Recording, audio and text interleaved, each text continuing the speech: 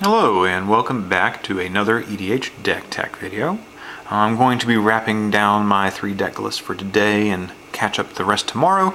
So I'm going to end with one of my more favorite decks I've been piloting as of late. This is a Vendilion Clique EDH deck. Vendilion Clique decks tend to do basically the same thing. Most of my play groups do not play 1v1 EDH, but I have always usually kept at least one 1v1 EDH deck active. Clique decks have as of late been replaced with Brawl. If you're familiar with Moto, or if you've been keeping up with Wizards' current influence over the commander rules on Moto, then you'll know one of the current tier 1 decks is Brawl Polymorph. That deck did not just get created when Brawl was created. Polymorph has been around forever. The deck itself has been around forever. It is usually piloted by it used to be piloted by Vendilion Clique or Widewind, the Biting Gale. My preference for polymorph decks is vClique, because you can check for the answer to your polymorph target the turn before you polymorph. She comes out, what she is, if you're unfamiliar with this legendary, it's 1 blue for 3/1 wizard fairy. She saw a lot of play in the wizards deck around Lorwyn. She still sees some play in random blue control decks in Modern, or blue-black fairies in Modern, which is now a tier 2.5 deck maybe. But flash flying, so end of the opponent's turn 3, you typically cast Vendilion Clique, unless there's obvious issues coming up. But when she comes into play, you can look at a player's hand, including my own, and I can choose a non-land, take it, put it in the bottom, and then they draw a card. There's a May ability. What we are looking for with Clique, if we are targeting the opponent, is an answer. Something that will destroy our one single polymorph target in the deck. And if there's nothing, we just leave it alone. If there's nothing that we can't already answer, then we just keep the knowledge of what is in the opponent's hand. We can target ourselves if we are needing something desperate, or we have some garbage in our hand that we need to get out. And it happens all the time. Like, there's a lot of tech in the deck that is slightly synergistic with exactly that. In my current meta, again, there's not a lot of people that play 1v1, and people don't like playing against decks like this because they don't feel they're very interactive. I love playing these decks. That's kind of a personal issue in my own area, so let's just go on with the deck. But anyways, I like telling my friends that this is a tribal fairy deck, because I'll literally tell them there are 4 fairies in my deck. 3 of them are in the artwork of Vendilion Clique. The 4th fairy is an honorary fairy. It's Ulamog. Again, I know with the current Moto environment, where it's 30 life for 1v1, Emrakul is not banned, and people like using Emrakul. I like Ulamog as a personal preference. Same thing, like, my personal preference will always be Clique over Brawl. I know what Brawl does, the filtering, the cheapness of doing this early, it's fantastic. I like looking in the knowledge. And I also like having Indestructible, because it means there's less answers to this threat. In the 40 life format I play, Emrakul is obviously still banned. So we have Ulamog as the preference for the polymorph target. He's indestructible, which makes a lot of removal dead. We can look for something like a Path to Exile with Vendilion Clique and get rid of it before we even bother polymorphing him out. Now, that is kind of the goal of the deck, but to be honest, 80% of the time, the deck doesn't ever polymorph. It just kills with Vendilion Clique or Shackles or something like that. But let's go through the deck and I'll try to explain how this functions. So, this is the only creature in the deck. He is my honorary fairy. I mean, he looks like a fucking fairy. There are 4 polymorphs in this deck. Click out of here. There is the original OG polymorph. There's a few more you could play, but when it comes to something like this, you really want either instant speed or low mana. So this is the lowest mana polymorph one-shot. We can literally, end of the opponent's turn 3, get out Vendilion Clique. On turn 4, play land, polymorph into an Ulamog. That happens. That's literally what the deck tries to do. There is an instant speed version. Now that Commander... What is it? There's some change that happened when, I think, the Commander Shuffle rule? I don't remember. Anyways, this is essentially an instant speed variant of Polymorph. This one also, there's some man lands. This cannot hit a man land because it gets the same type of permanent. It will most likely hit a land, but this is an instant speed variant of Polymorph. Same thing. This one is nice if people try to remove Vendilion Clique, or they do sorcery speed removal, because at end of turn you will be given an Ulamog. And the final one I run is the Proteus Staff. It helps us set up a deck a little bit, but more likely it just gets an Ulamog into play. Sadly, it's sorcery speed to activate. Now again, that's kind of what the deck wants to do, but most of the time it doesn't need it. There's 2 equipment here, Imperial Plate and Runechanter's Pike. Having a 3-drop, 3-powered commander in the command zone means after 7 combats, we can just kill somebody with 21 commander damage, or with something like these, it's going to be much fewer. There is a bunch of counterspells and bounce spells and cantrippy crap in this deck. This is obviously a shoe-in. This can just hose it. If you literally get a counterspell on this and the opponents don't have something like a Crozen Grip, there's a good chance they just pick up their cards. And Shackles. This is essentially another type of win condition. A single Vedalken Shackles can take over a game. If the opponent relies on a creature, and they have to have that creature, if it's something like Tasigur or their own Baral, taking it is game ending. Then we have Treachery, which is kind of a backup. I used to have like a mind control in here, just for the same effect, taking their one creature, their necessary part, and then holding up a bunch of counterspells and beating them to death with their own threat will end you the game. Then we have a little bit of Tutors here. Gets any blue instant. Most of my deck is instant. 50 cards out of this 99 card deck, not including Vendilion Clique, are instant. So yeah, the best tutor in our deck. Fabricate can go get one of these artifacts to our hand, something like the Shackles. The better one is a Whir of Invention. It is an instant speed, and it puts it straight into play. So I can, end of the opponent's turn, go get an Isochron Scepter, or in response to a big scary spell, or go get the Shackles, or go get the Proteus Staff, whatever I need. Now, that is the regular parts of the deck. Everything else of this deck is literally one of 3 things. It's going to be a Counterspell, a Draw effect, or bounce effect. Those are the 3 things that maintain a deck like Brawl, Clique, or whatnot. Let's go through the draw first. Ancestral is a card I'm on the fence about. This is something great early games. If you see this after turn 4, you may be in trouble because it's probably not going to be fast enough.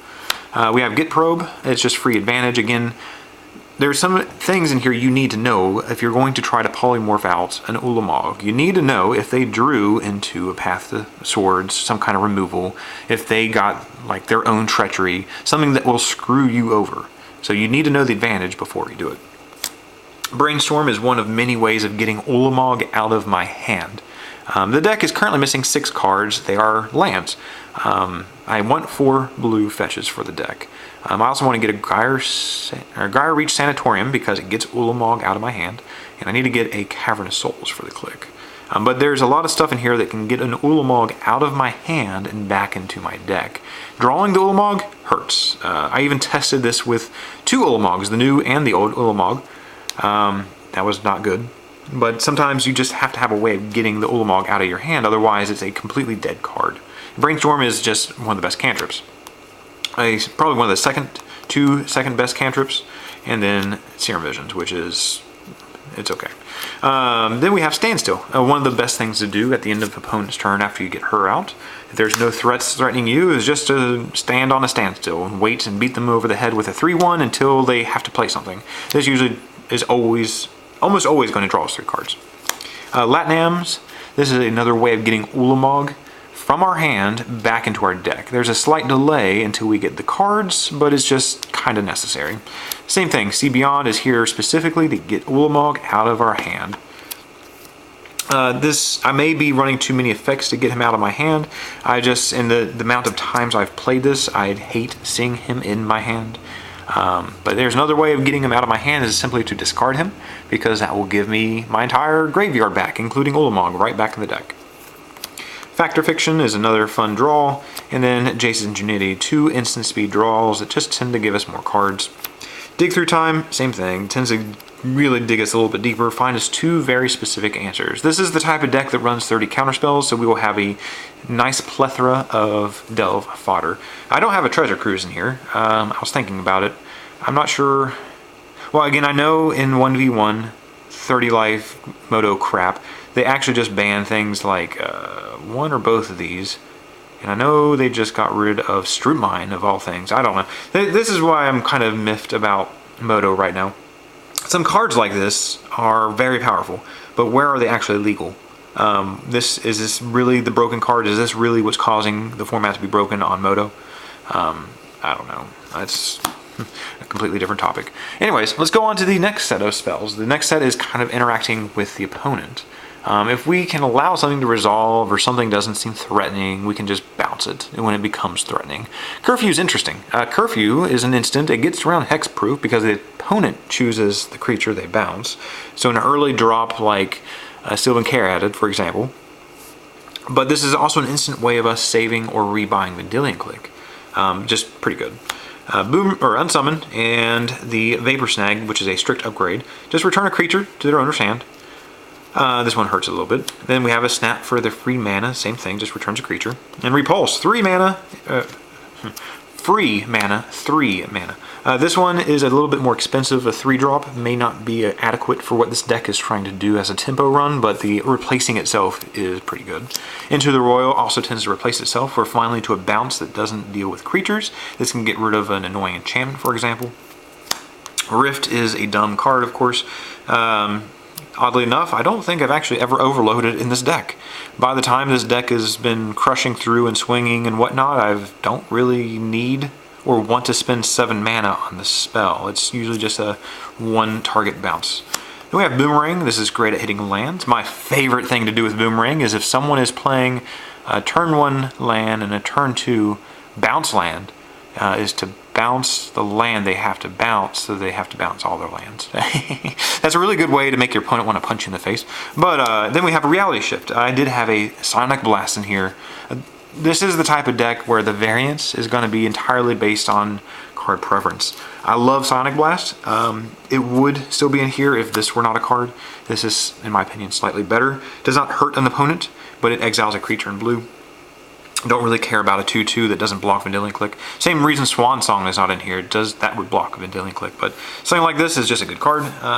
Let's keep on going. As I said, there are 30 Counterspell variants. Some of these are strict hard counters, some are not. Let's just go through the list. There is no mana drain in this list. I don't have enough to go around, but we do have a Counterspell and a Memory Lapse, things that actually do counter a spell or delay it, for example. Another counter with a situation, a buyback counter. This with any kind of draw engine, like the Isochron Scepter with a draw effect, is another way of the opponent just wanting to concede the game. This is a nice counterspell. This can stop a fetch land activation or a enter the battlefield trigger or just about anything annoying. Dissolve is another hard counter tuck, hard counter tuck. One that I'm currently testing, I believe I just took out, I think Complicate's still in here. I don't remember what I took out to test this. It may have been the 4-drop with Brawl on it, the Insidious crap.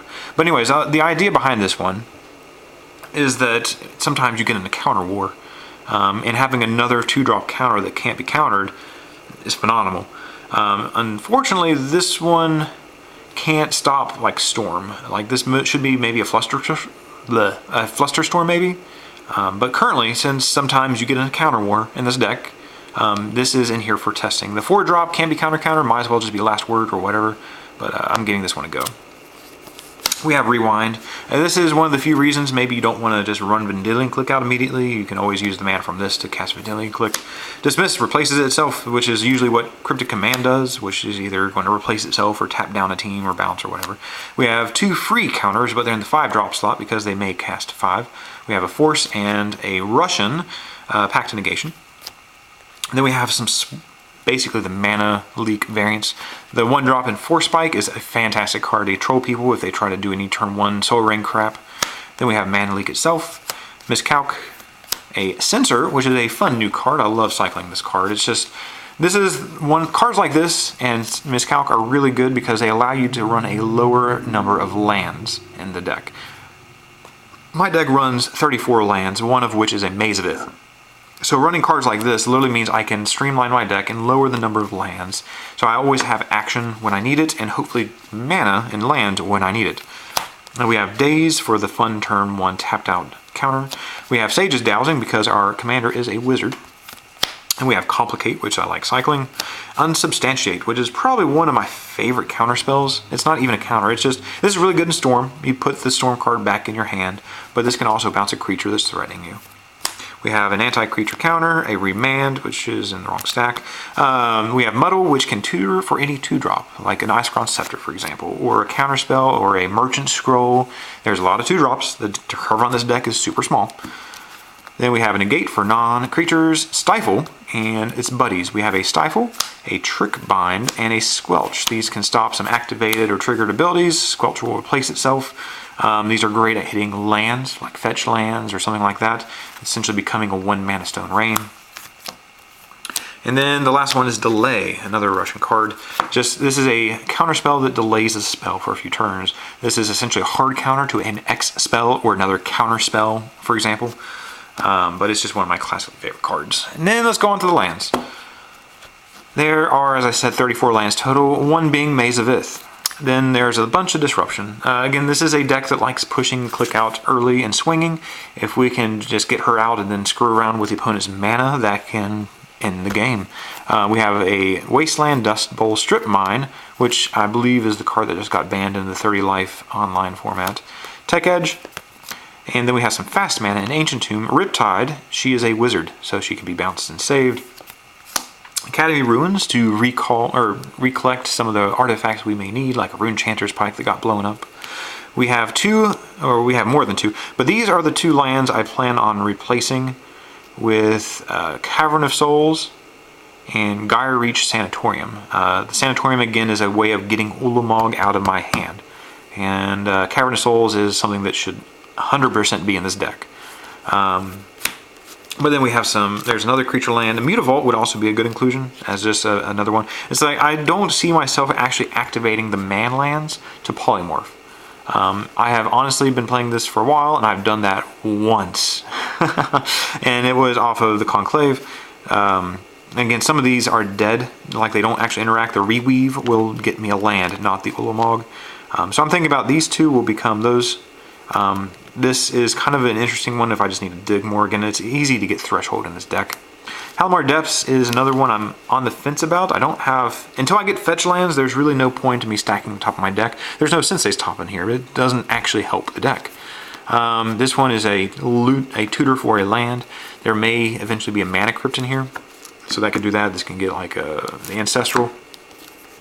And then we have 20 islands. We have 10 of them that way and that way, or however you want to position them. I will most likely replace 2 of each island with the 4 on blue fetch lands. It's just Tarns and Deltas and whatnot. I'll get to it eventually. But yeah, this is my Vendilion Clique deck. I like Clique for Polymorph. I do still run my Widewind the Biting Gale deck. It is also a high control, high counterspell deck. I like Widewind better for Planeswalkers as the win condition instead of Polymorph, because she can flash out and bounce herself to pseudo block and save a Planeswalker from combat damage. And black also gives you access to better Planeswalkers, creature removal to further protect the walkers, and like things like Shadow of Doubt and Demonic Tutor and Yogg Will. Like, I love my Vendilion Clique deck. Widewind is my favorite control commander. That deck is a little pimp. It's so much to the point where I'm unwilling to play it with a lot of people. I don't like taking it out of my loft, essentially. I wanted a replacement, so I made this one. Now, again, some people like Widewind or Vendilion for the same thing. Both of them are great for Polymorph decks. They both do completely different things.